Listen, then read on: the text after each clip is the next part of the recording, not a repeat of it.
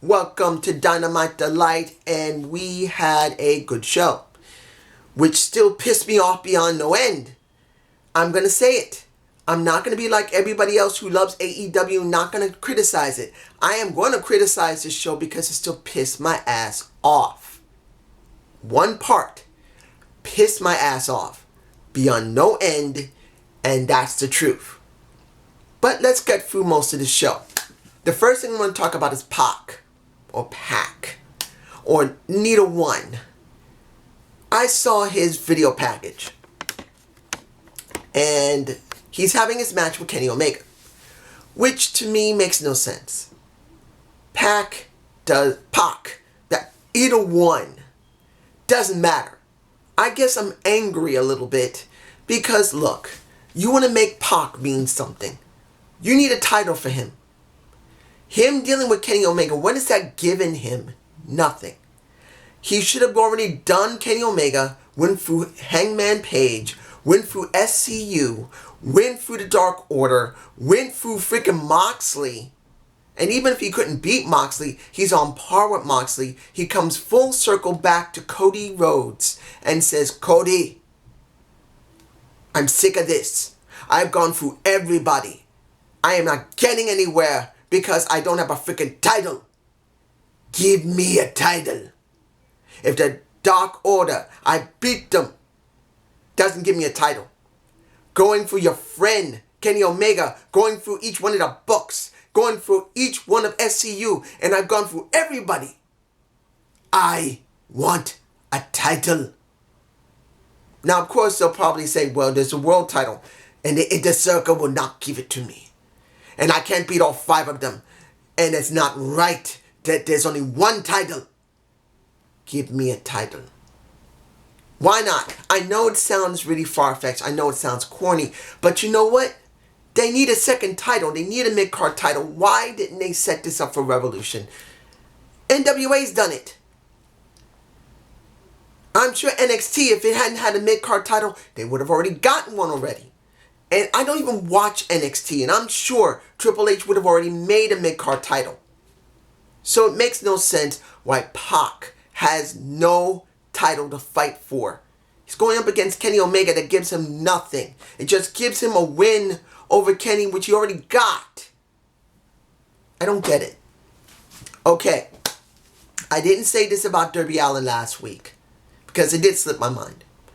But I'm going to say this. Seeing that trying to build up Darby Allin after he supposedly got his larynx crushed by his own skateboard because of the Inner Circle, it's good.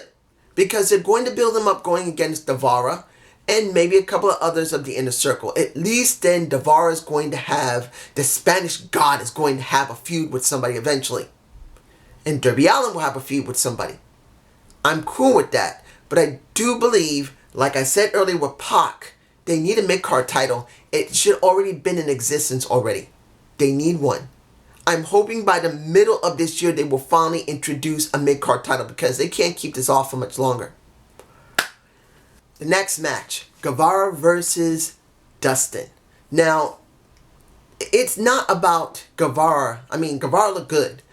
But this wasn't about Guevara versus Dustin. This is about Hager versus Dustin. Because after that match was over, I'm making this very brief because it's not necessary to be very long. He pretty much called him a bitch, that he wasn't doing anything in MMA, and he wants him at the pay-per-view. Now, we know that's going to actually happen. Now, the question is going to be, how well is Hager going to wrestle? I don't even know if he's been very good in wrestling. He hasn't been wrestling for a while. So, I mean, I know that he has been wrestling, but not like on a constant basis. So this is going to be a question, is he going to have ring rust or not? I'm not sure. Hopefully he looks good and he doesn't go on the mic and he stays quiet. Keep being muscle. That's where he should be. That's just me. You guys tell me below.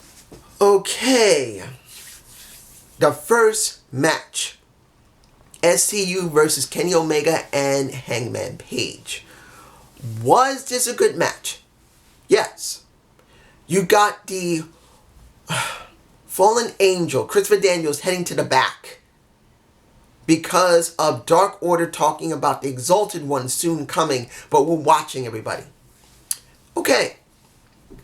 Here's the thing that was interesting. SCU turning heel-ish. That was a little bit of a surprise for me personally. I would have thought Hangman Page would be way more heelish than Kazarian and Scorpio Sky. I would have thought he would have been more heelish. But it was them, which I'm not sure that was right. I think SCU could have stayed face. They didn't need to be having heelish tendencies. And it should have been Hangman Page who should have been giving the issue. In the end, Kenny and Page wins. No problem. But then you got the Dark Order coming out. And then you got the Bunny the Blade and the Butcher coming out. Then you got the Bucks coming out. Then you got every tag team coming out because of the Battle Royal next week. And it's the Bucks that are in the ring after everybody's thrown out. Now, this made no sense for Dark Order to come out. I'm sorry, guys. If you're going to do something about, and this is the thing I didn't know, why didn't they announce this in the beginning of the show that there's going to be a Battle Royal? Not until the match was over did they even say anything about the Battle Royal. This would have made more sense. But you got the Dark Order in this situation. Once the entire match was over and the Dark Order comes out, you think it's going to be about trying to promote the Dark Order dealing with Christopher Daniels and the Exalted One. Wrong. This was about the freaking Battle Royal, which made it messy. You should have either picked Dark Order or you should have picked the Battle Royal. You shouldn't have combined them both and then disregard the Dark Order just to put over the Battle Royal. It looked sloppy. That's just me. You guys tell me below. You had the Santana interview. Now, I know I can leave this for the end of the show, and I will talk a little more about it, but I'll say it was in a good position, and Santana talking with JR was good. I will talk more about it if I don't forget, because I tend to forget things, because there's so much going on in my head. I will come back to it. But I thought it was in a good position in the show. We got... I'm going to do this match first before I do the match that truly infuriated me. And that was MJF versus Jungle Boy. And even though Warlow was sent to the back because the ring was in his pocket, he said, go back, take the ring. He does come back out eventually by the end of the match. Was the match good? It was pretty good. You see a 23-year-old MJF going against a 22-year-old Jungle Boy. Two guys, legitimately, when they come into their full potential, are going to be something interesting in the landscape of professional wrestling. Jungle Boy looks, well, I'll say it in disrespect, even though Jungle Boy is small. Yes, he's small. He can bulk up if he needs to bulk up. And you look at MJF, he's already decently bulked up, but I think he just needs to be more polished in the ring. He's an incredible talker. He's good in the ring, but he needs to be great in the ring. He needs to be more of a ring general. He has antics in the ring. I just don't believe he has the ring general thing down yet. Doesn't mean he can't go in the ring. Doesn't mean Jungle Boy can't go in the ring. They both are good in the ring, but they can be better with more seasoning. In the end, Warlow uses the ring to whack Jungle Boy in the face, and MJF wins. I'm not surprised. I'm not surprised what happened afterward with Warlow basically F5ing and a half. He does an F5 and a half to Jungle Boy, and then you see something you want to see. You see the Luchasaurus run out. You see Warlow. You see Luchasaurus. You think, You see the Titans. You see them on my face. You see Titans collide. That's what I want to see. I want to see that match. When the day comes, I want to see Warlow, eventually Luchasaurus, who I hope eventually will get more. The Luchasaurus is money. He's an extremely big guy with a very unique gimmick that people love. And instead of promoting that more from AEW, they're not. On Dynamite, maybe on Dark, but not Dynamite. And that's where they're messing up so bad. This is just me. You guys tell me below, and now it's time to get this over with. I need to get this match over with. I have to get this match over with. I know I can talk about Britt Baker. I'll talk about her next, but I gotta talk about this match. That infuriated me. Rio versus Nyla Rose. Was this a bad match? No. Knowing that Nyla Rose has been in the business almost 7 years is actually good to know. Now, I'm kind of curious, personally, when did she make the decision to become she? Was it halfway into her time as a wrestler?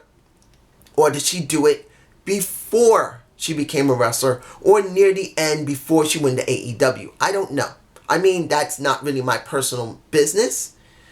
But I am kind of curious, when did she decide to make that decision? To be the type that a guy is going to enjoy eventually when she finds the right guy. And I know a lot of people right now are thinking, what did you just say? She's a female now, guys. The organs have been repositioned. No matter if you like it or not, you can do something dirty with her. Like any other woman. Anyway, here's the thing that got me infuriated. The match wasn't bad. It was actually pretty good. Nia is still green. She's not very great in the ring yet. I still think she needs more work. Rio is good in the ring. But the problem I've had quite a while is that there's no story behind her. There's no character development behind her. There's no real feud development behind her. Nothing. She's barely been on the show. She doesn't talk when they could have used a translator for her or subtitles. They could have done something with her, and they've done zero. So the title around her waist has been nothing to me. Not because I hate her, it's because they haven't built her. So by the time she did her third stomp, by the time she did all that mess and lost the match, I'm going like, damn, that really, you're serious that she's doing a snap suplex, not one snap, but 2 snap suplexes on a Nyla Rose, and then doing Northern Light suplex. And I'm going like, are they going to really let this woman continue keeping this title? No, they finally give it to Nyla Rose, somebody else other than her. And I'm going, good.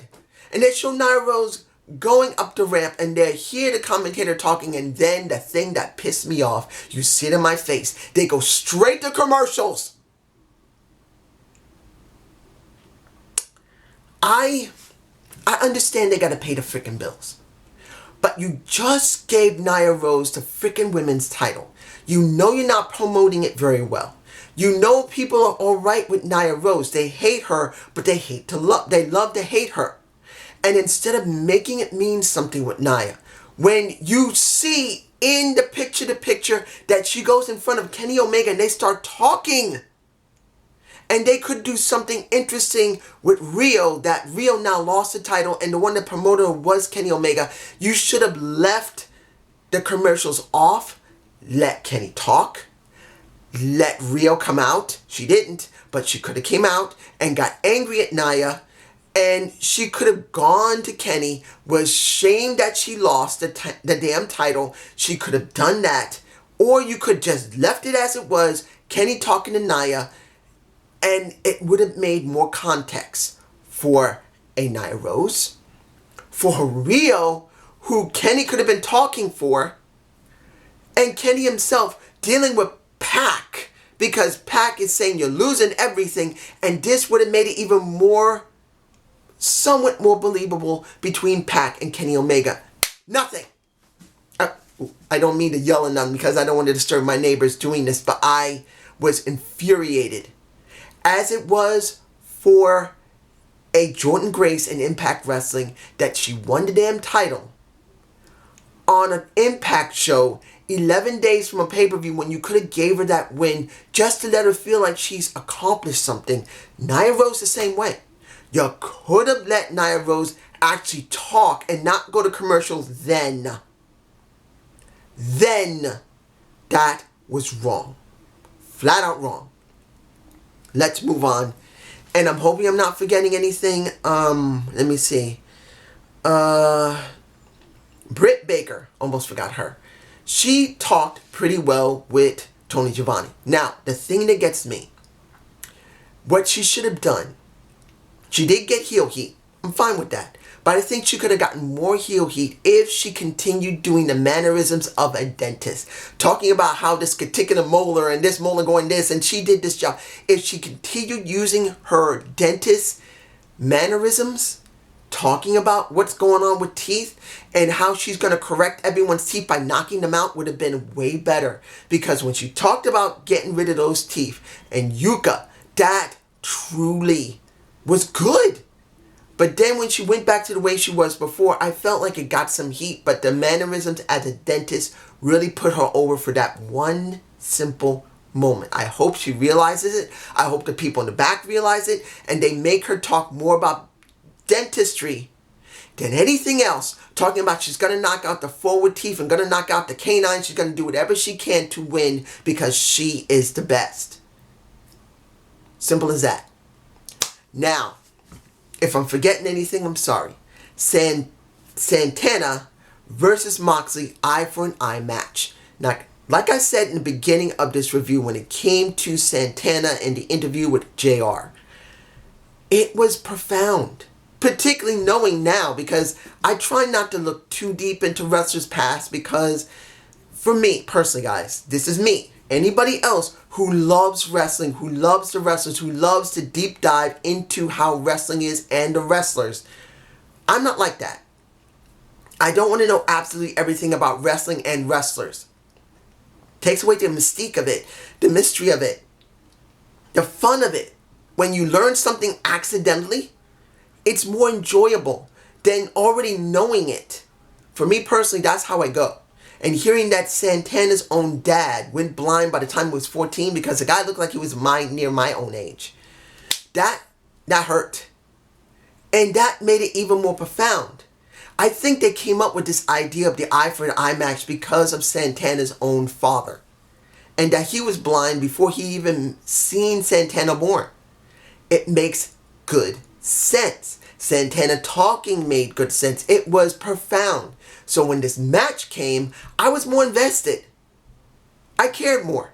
And you guys tell me below what I'm thinking right now before I talk about this match. Moxley either joining OVE or Moxley going up against OVE and Sami Callihan. Ohio versus everything versus a Cincinnati, Ohio pretty much one of their own. What would you think if OVE goes to AEW and they do OVE and they try to get Moxley on this side, because Ohio versus everything is Ohio. And if it didn't work, Ohio versus Moxley. You guys tell me below. Was this match good? Hell yes, it was. It was a very good match. Having Ortiz at ringside was really good. He did hype it up. He made you feel annoyed with his presence, and that's his job. In the end, Ortiz spits probably vodka or some type of liquor in his eye, because each one of them only had an eye they could see. In the end, where I think, well, I'm not saying that Santana had to win, but I don't know if they needed to do this now. I think this would have been better at the pay-per-view.